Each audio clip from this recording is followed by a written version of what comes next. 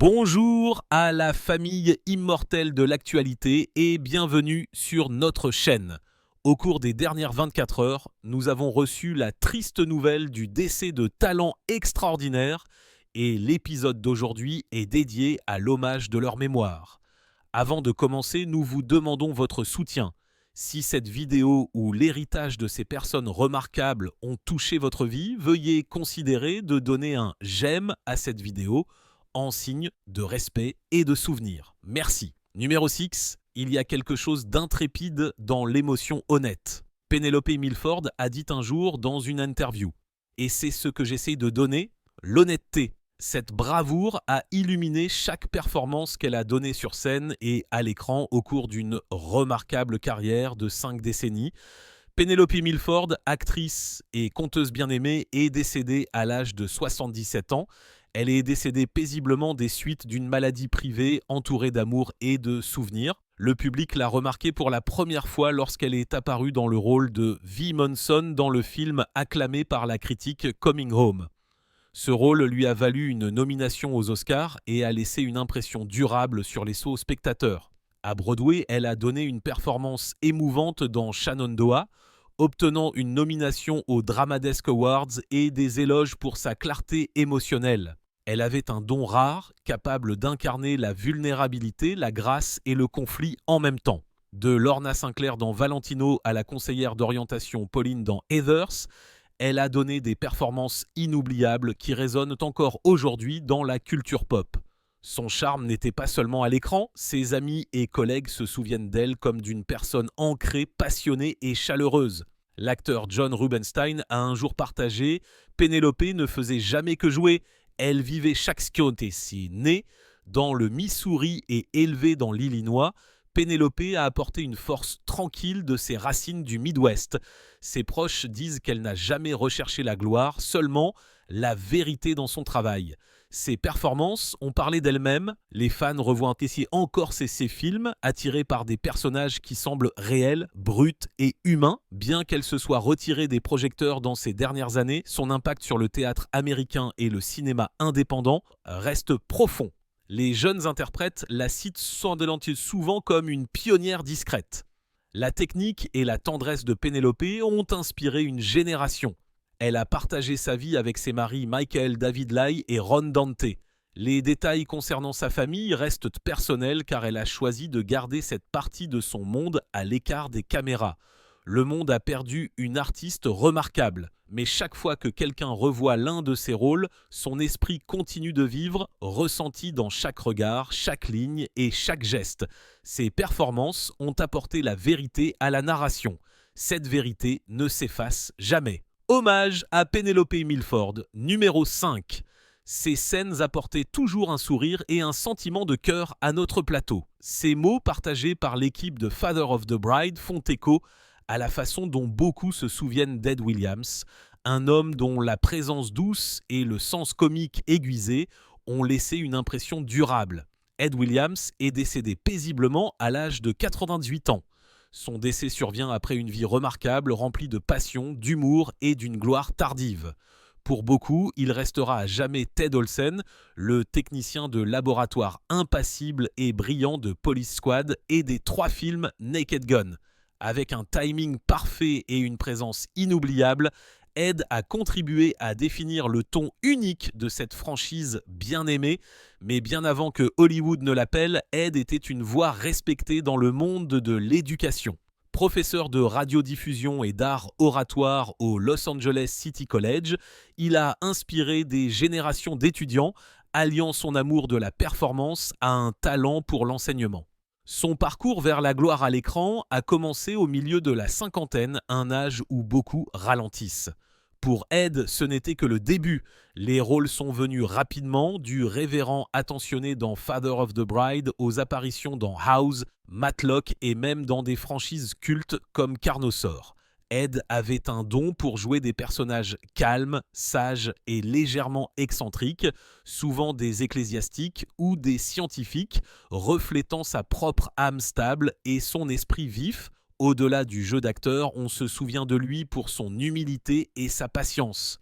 Ses amis, ses étudiants et ses collègues le décrivent comme gentil, attentionné et toujours prêt à apporter son soutien. Même à la fin de ses 90 ans, Ed a continué à jouer, rejoignant le casting de la série en ligne Hollywood Radio Players. Sa passion ne s'est jamais éteinte. Sa petite fille Stéphanie a confirmé son décès et a noté l'afflux d'amour des fans du monde entier. Comme l'a écrit une co-star en ligne, le talent d'Ed n'avait d'égal que son cœur. Travailler avec lui était une joie. Ed laisse dans le deuil sa femme Nancy, ses fils Fred et Ian, et ses petits-enfants Maureen et Stéphanie. Bien que les détails de son service restent privés, son héritage est bien connu. Le rire qu'il a suscité, les personnages qu'il a incarnés et les vies qu'il a touchées se perpétueront. Hommage à Ed Williams. Numéro 4, elle avait une voix qui pouvait peindre des émotions dans l'air. C'est ainsi qu'un collègue soprano a décrit Roberta Alexander et si vous l'avez déjà entendu chanter, vous sauriez exactement ce qu'elle voulait dire. Roberta Alexander est décédée paisiblement à l'âge de 76 ans. Sa perte est profondément ressentie dans le monde de l'opéra et au-delà. Née en Virginie et élevée dans l'Ohio, la vie d'Alexander a été façonnée par la musique dès le début. Sa mère était pianiste et son père chef de chœur. Cette passion précoce pour les arts l'a menée à travers le monde de ses études dans le Michigan à La Haye, où elle a trouvé un véritable foyer artistique aux Pays-Bas. Sa percée est survenue en 1975 avec ses débuts à l'Opéra national néerlandais. La même année, elle a participé à une première mondiale historique, Der Kaiser von Atlantis de Victor Hollmann, la consacrant comme une artiste d'un grand courage et d'une grande profondeur. Elle s'est rapidement hissée à la renommée internationale, connue notamment pour ses interprétations inoubliables des principales héroïnes de Mozart, Fiordi, Electra, la comtesse Almaviva et Vetelia, entre autres en théâtre. Ses débuts américains, en tant que Pimena dans La Flûte enchantée, ont fait tourner les têtes. Peu après, elle a chanté sur des scènes comme le Met, Covent Garden, La Scala, l'Opéra d'État de Vienne et l'Opéra de San Francisco. Mais la gamme de Roberta allait bien au-delà de Mozart. Elle a donné vie à Puccini, Janáček, Strauss et même à des œuvres contemporaines comme Houdini de Peter Schotz. Les salles de concert l'ont également chérie. Elle s'est produite avec les orchestres et les chefs d'orchestre les plus respectés au monde. Inkink, Rattle, Lavigne et Mehta parmi eux. Alexander était plus qu'une interprète brillante, elle était aimée par ses élèves et ses collègues, en particulier aux Pays-Bas. Elle a encadré une nouvelle génération de chanteurs toujours généreuses de son temps et de sa sagesse. Sa dernière apparition sur scène a eu lieu en 2017. Toujours imposante, toujours rayonnante, a partagé l'opéra national et le ballet néerlandais. Roberta Alexander a apporté une contribution inestimable à l'opéra aux Pays-Bas et bien au-delà. Sa voix rayonnante et sa présence scénique imposante nous manqueront beaucoup à tous, ainsi qu'au public du monde entier.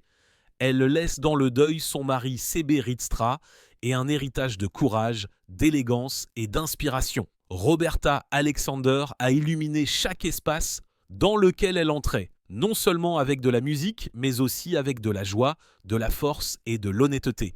Sa note finale s'est peut-être terminée, mais sa voix continue de vivre. Hommage à Roberta Alexander. Numéro 3. Never My Love. Ces trois mots simples ont fini par définir toute une vie de musique, d'émotion et d'héritage durable. Richard Adreilly, qui a coécrit l'une des chansons d'amour les plus appréciées de tous les temps, est décédé paisiblement à l'âge de 84 ans. Dès l'instant où Never My Love a été diffusé, Richard et son frère Dawn ont touché une corde sensible qui résonnerait pendant des décennies. Plus qu'une simple chanson à succès, elle est devenue un hymne tendre joué lors de mariages, de réunions de famille et diffusé sur les ondes jour après jour.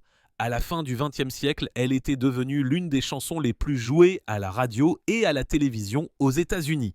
Le parcours de Richard n'a pas commencé sur une scène, mais dans une famille d'artistes de cirque. En tant que membre des Flying Adricus, lui et Dawn auraient pu vivre une vie d'acrobatie, mais la musique les a appelés. Avec l'aide du comédien Lenny Bruce, ils sont entrés dans le monde de l'écriture de chansons et n'ont jamais regardé en arrière. Les frères Adrey n'étaient pas seulement des auteurs, ils étaient aussi des interprètes. Leurs chansons comme Slow Dance et Don't Turn Me On ont trouvé leur place dans les charts, tandis que leur talent d'écriture de chansons a façonné des succès pour d'autres, notamment le thème de Nanny and the Professor et la ballade intemporelle Cherish. À travers chaque mélodie, Richard a tissé l'amour, la sincérité et l'art. Après le décès de Dawn dans les années 80, Richard a perpétué leur esprit musical commun, veillant à ce que le monde n'oublie jamais la beauté qu'ils ont créée ensemble. Il avait cette rare capacité d'exprimer ce que tout le monde ressent, mais que peu peuvent dire. A partagé un autre auteur-compositeur, lui et Dawn nous ont donné de la poésie enveloppée de musique. Richard est décédé des suites d'une brève maladie. Il laisse derrière lui un héritage musical qui s'étend sur plus de 6 décennies et continue de toucher les cœurs du monde entier. Ses vieilles chansons continueront à être jouées et à chaque note, son héritage se renforce. Sa musique le dit le mieux, « Never my love, never will we forget ». Hommage à Richard Adrisi. Numéro 2, Amiga Meor.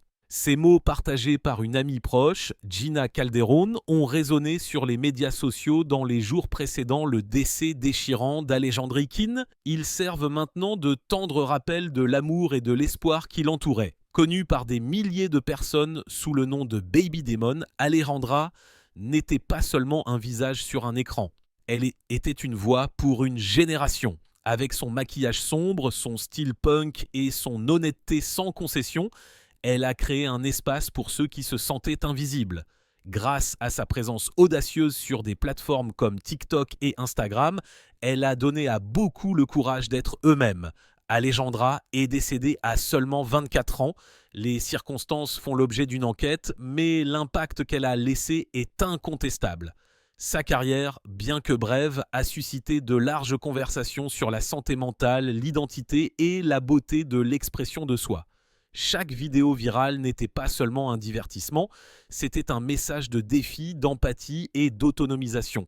Née à Bogota, en Colombie, elle a transformé les espaces numériques avec une créativité vibrante et une authenticité intrépide. Plus de 100 000 followers se sont connectés avec elle, non seulement pour son style, mais aussi pour la façon dont elle les faisait se sentir moins seules.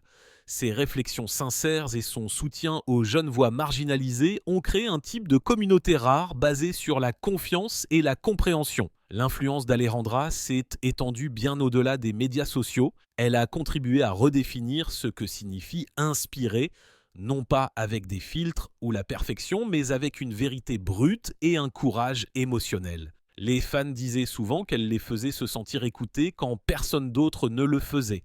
Elle laisse dans le deuil des membres de sa famille qui ont demandé le respect de leur vie privée pendant cette période difficile.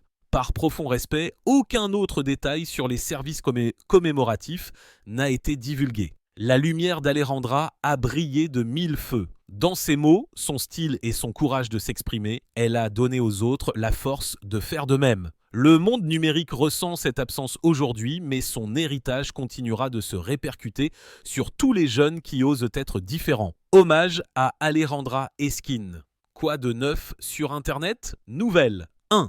Imaginez faire partie d'un voyage pour explorer l'un des sites les plus emblématiques de l'histoire, l'épave du Titanic. Récemment, un incident tragique s'est produit, impliquant le submersible Titan conçu pour de telles expéditions.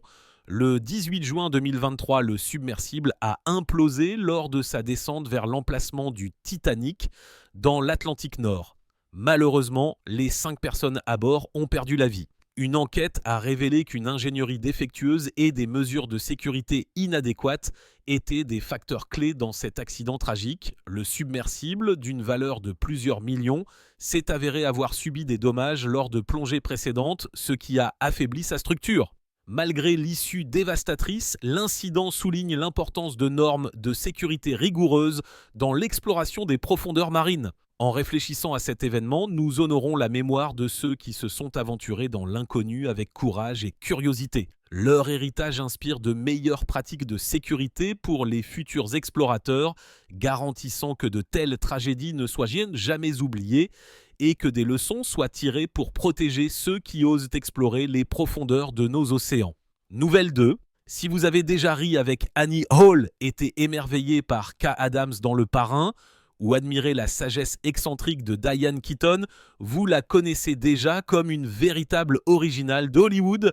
Cette semaine, les fans du monde entier prennent un moment pour se souvenir de l'actrice bien aimée, lauréate d'un Oscar, qui avait 69 ans lorsqu'elle est décédée à Los Angeles le 11 octobre.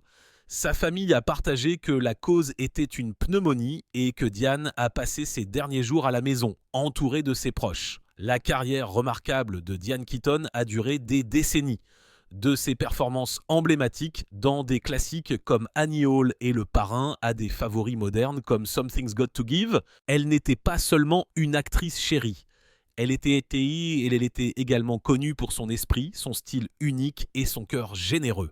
Sa famille nous a rappelé avec amour que Diane adorait les animaux et était passionnée par le soutien aux personnes sans abri, encourageant les dons aux banques alimentaires locales et aux refuges pour animaux en sa mémoire, un témoignage de son esprit attentionné. Bien que la nouvelle de son décès ait attristé les amis, les costards et les fans du monde entier, l'impression durable que Diane Keaton laisse derrière elle est celle de la joie, de la résilience et de la gentillesse. Elle a inspiré des générations non seulement à travers ses rôles inoubliables, mais en étant authentiquement elle-même, une véritable originale avec une compassion infinie.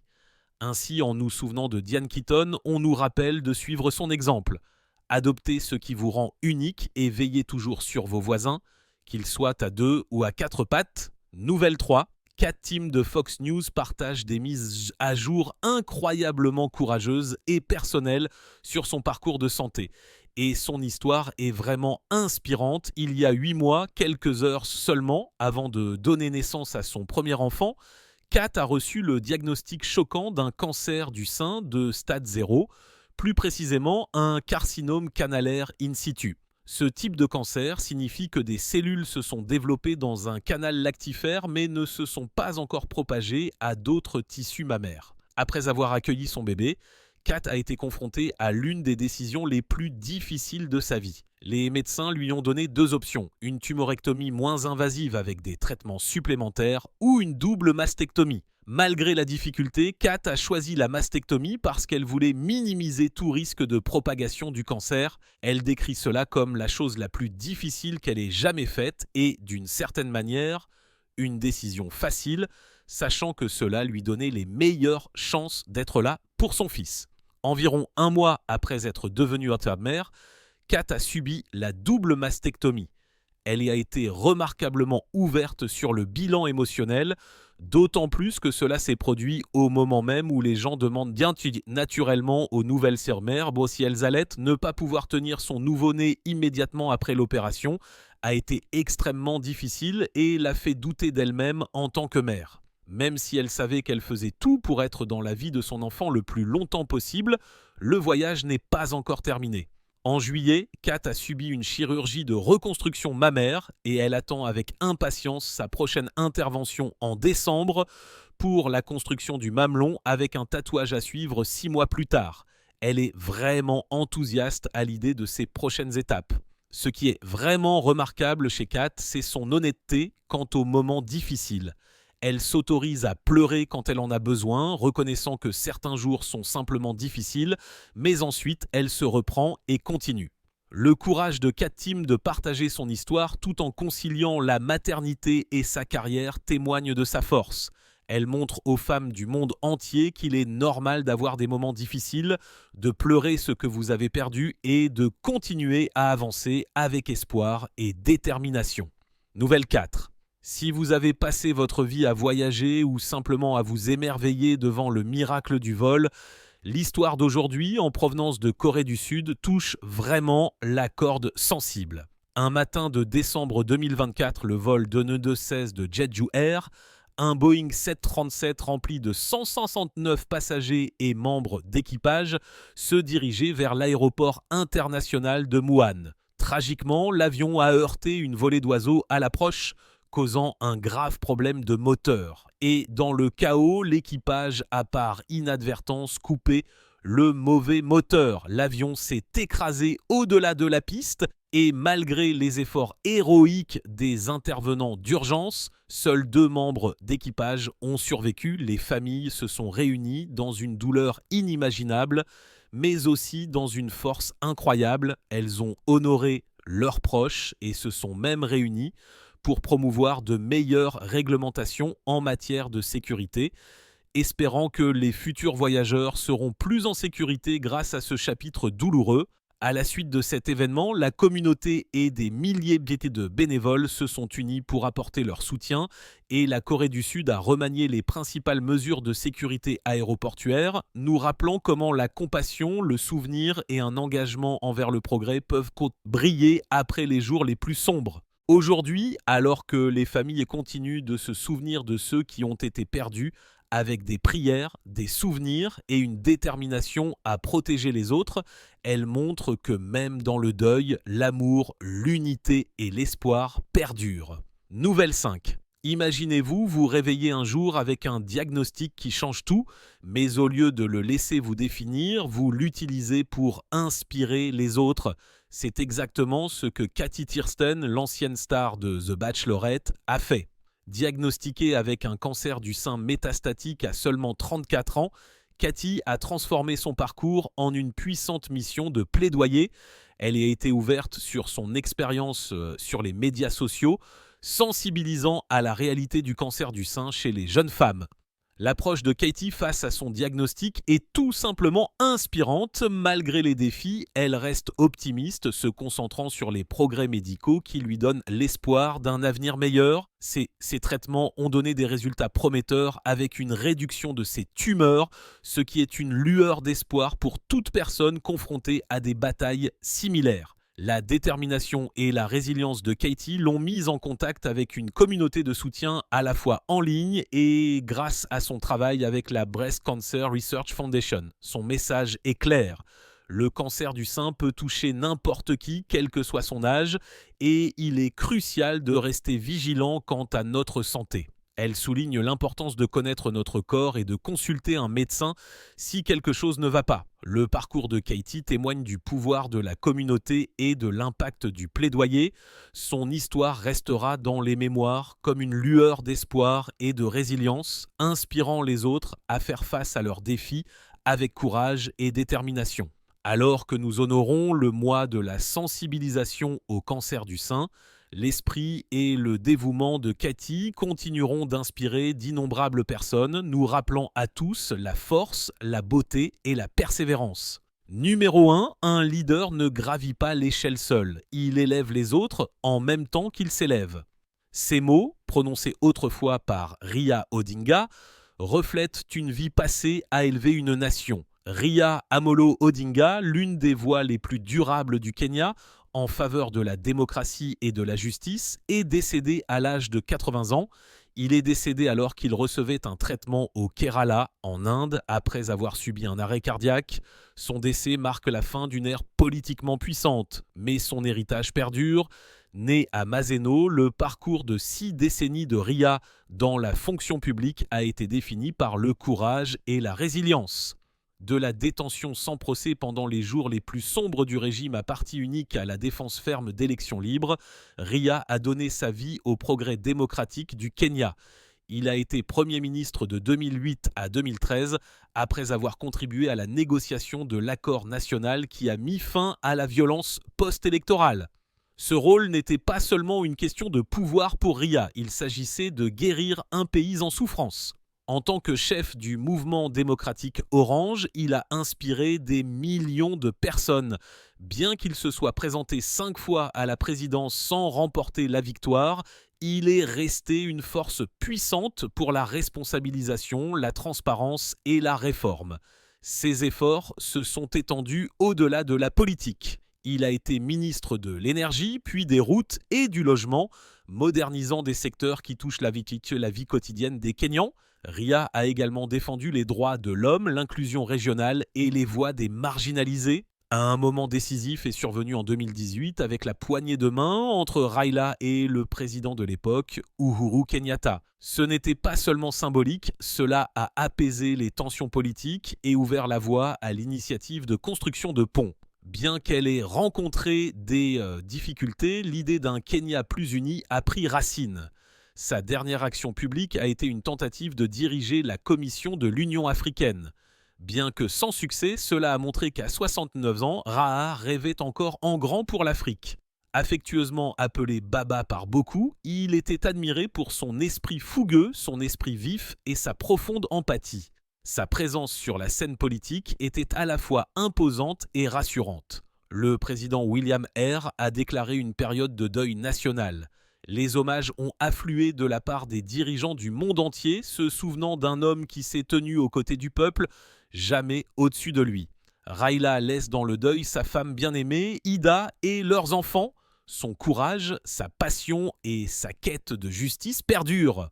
Hommage à Raha Odinga. Sa musique ne se contentait pas de remplir la pièce, elle remplissait le cœur. Un autre artiste a dit un jour à propos de D'Angelo, dans chaque note qu'il chantait et chaque accord qu'il jouait, il y avait de l'âme, de la douleur, de la vérité et de la beauté.